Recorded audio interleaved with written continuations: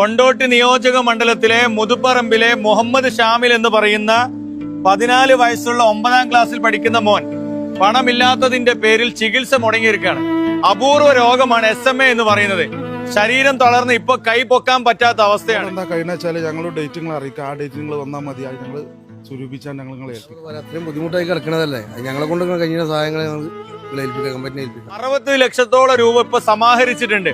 ഇന്നലെ വിദേശത്തു നിന്നുള്ള തുള്ളി മരുന്നിന് ഓർഡർ ചെയ്തു. നാളോ മറ്റന്നാളോ അവന് കുത്തിവെക്കാണ്. നമ്മളെ പ്രതീക്ഷിച്ചിട്ട് അവൻ ജീവിതത്തിലേക്ക് തിരിച്ചു വരികയാണ്. ചെറിയ പ്രായമാണ്, ഒരുപാട് ജീവിക്കേണ്ട പ്രിയപ്പെട്ട പൊന്നുമോനാണ്. നമ്മൾ ചേർത്ത് പിടിക്കണം. മലപ്പുറം ജില്ലയിലാണ്. ആ മലപ്പുറം ജില്ലയിൽ കൊണ്ടോട്ടിയിൽ ആ പ്രിയപ്പെട്ട പൊന്നുമോന് ഒന്നും സംഭവിക്കാൻ പാടില്ല. ഞങ്ങൾക്ക് എല്ലാവർക്കും കഴിയുന്ന രീതിയിൽ ഇതിന്റെ ഭാഗമായിട്ട് നിൽക്കും. എല്ലാവർക്കും പറഞ്ഞു, ഒറ്റക്കായിട്ടും സംഘടനാപരമായിട്ടും മറ്റു കൂട്ടായ്മകളായിട്ടും ഞങ്ങളോട് കഴിയുന്ന എല്ലാ സഹായം ഞങ്ങൾ ചെയ്യും. പ്രിയപ്പെട്ടവരെ, 3:30 മണിക്ക് ഇറങ്ങിയ പ്രിയപ്പെട്ട ജനകീയ